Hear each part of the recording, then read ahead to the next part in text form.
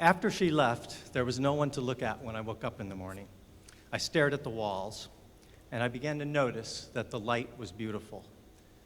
And then I started taking pictures. The light was always changing, and it did things that I didn't expect and that I hadn't ever noticed before. As of last night, I've taken 7,444 pictures of my bedroom, twice what PechaKucha has done here. It was just a distraction at first, and then it became an odyssey. Over a year, it changed, and I hope to show you that in the story. What captivated me so much was that the light began to look like shimmering souls and spirits on the wall. And it reminded me a lot of those two Rothko paintings that are on the right. And that's what I started out, just trying to capture the shimmering light, the souls, and the spirits that were on the walls. As time went on, I began to realize it wasn't just what was on the walls, that I was actually the kind of daily pieces of my life, like a shimmering or an ironing board and sheets could become a friend or a spirit. And I started paying attention to all those things.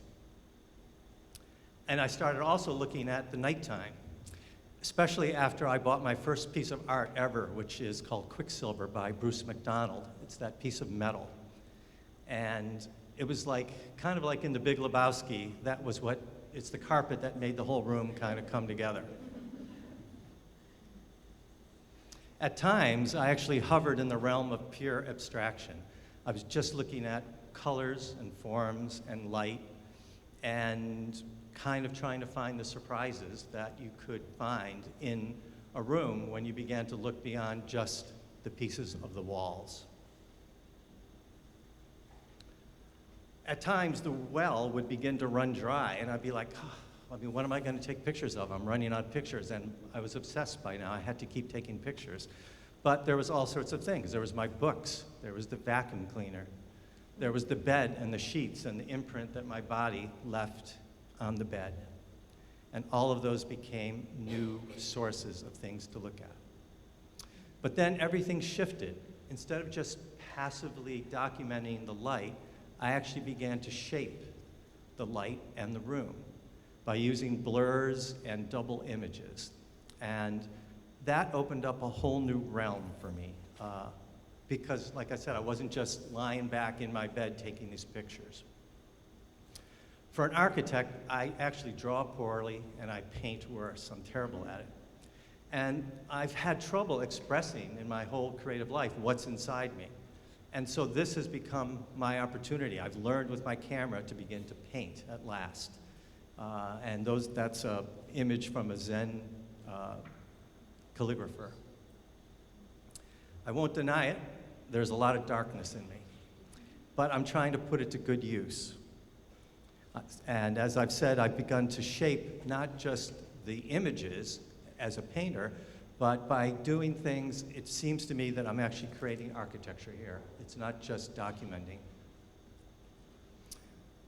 As time went on, I began to integrate my body into it. And I don't wear PJs, so nothing I think will show there. It began with this thermal light camera that I borrowed, and that was the first time I actually put my body in the drawings, or in the pictures.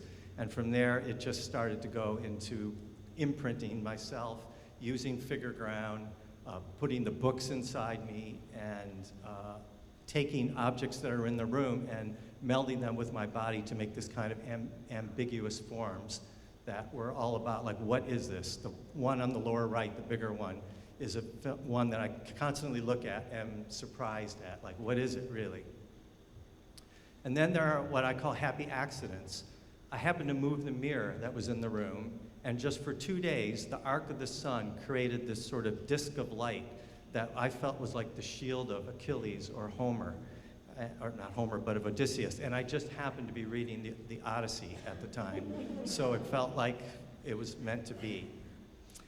I began to get a little bored, and I actually started to fracture the room and turn it into a kind of a cubist composition, using double images and moving the thing around to really manipulate the space, add windows, move the beams, change them, and just kind of generally mess with the space.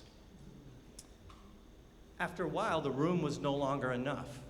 I began to take the landscape from outside the room and pull it into the room, creating these kind of cubes of trees and pieces of the landscape that are right outside the window of my home in Heinsberg.